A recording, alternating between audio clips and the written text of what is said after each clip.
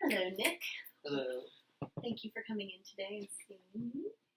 I have been told that there's some emotional reactions that you've been having lately that you're kind of wanting to work through and deal with. You want to tell me a little bit about that? Yeah, excuse me. Thank you for the observation. Okay, so right now is the perfect time for that because you're being a professional and you're in your job. And again, I really appreciate that. But it's just, you sound really nice. And it's hard for me to tell whether you're being professional because that's just how a therapist should act, or if you're patronizing me because I have a disability. That's a problem I've been having recently. I'm in a new place. I recently moved here, going to college, and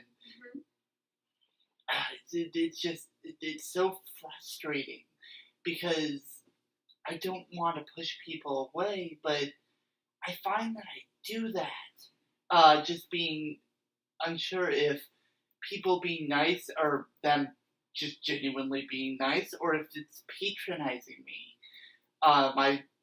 Growing up with a disability, that's a struggle I've always had, but I've always had, growing up, I've always either had my parents or a friend group that I don't have here. And so it's so infuriating, frustrating. So I hear you saying that you feel angry, and this anger and frustration is this inability to decipher whether people are being genuine when they're interacting with you. Like, am I being nice to you because I noticed that you have a disability, or am I being nice to you because I'm just inherently treating your value as a person?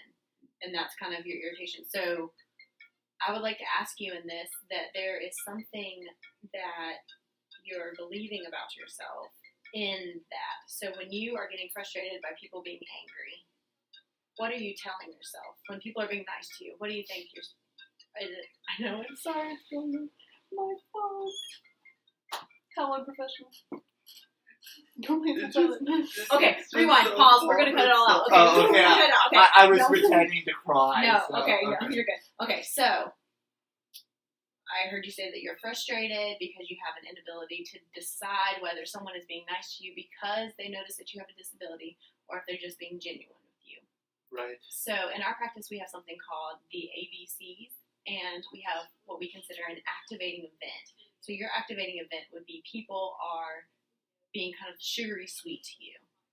And the consequence that you're feeling is frustration and anger.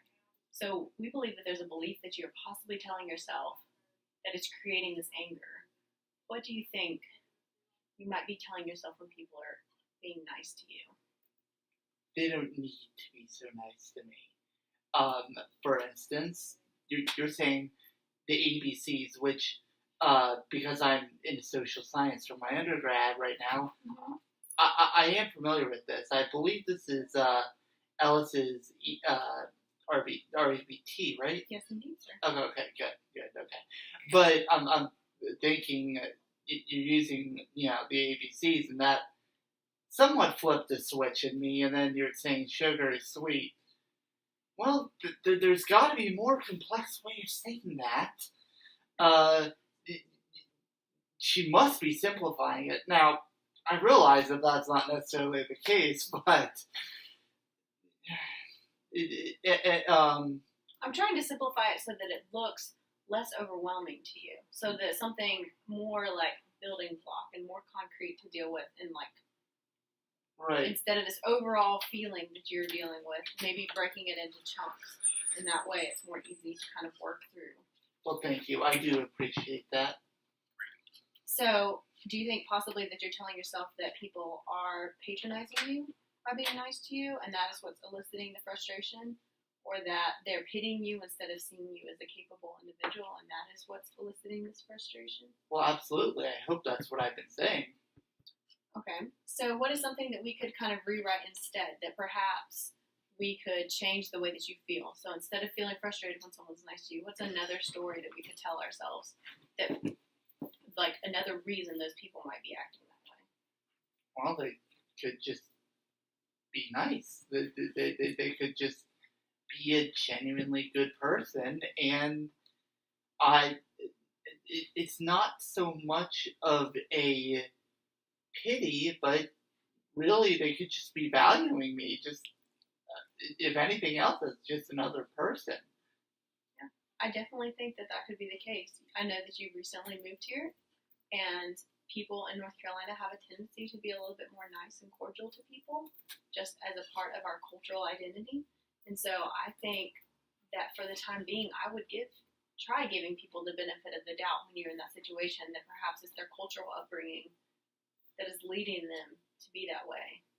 So if I introduce myself again and I say, hey, I can see you're frustrated, it's nice to meet you, and I'm being really kind to you right now, what belief could you tell yourself instead of, she's patronizing me? Well, I think you're oversimplifying my thought process, but I could nix that thought. Mm-hmm. And I could say that, okay, cool, she's willing to work with me, let's work. Okay. And just basically synthesize we'll just leave that. I basically just take what you're saying and try to appreciate it for what it is. Try to understand the elements of it rather than paying solely attention to just the rhetoric. Thank you. I think it's a very kind and considerate thing for you to do, and I would hope that you realize I'm treating you with consideration as a human being and not because I see you as a person with a disability. Thank you. It's been nice having a session with you, Nick. It was nice working with you. Thank you.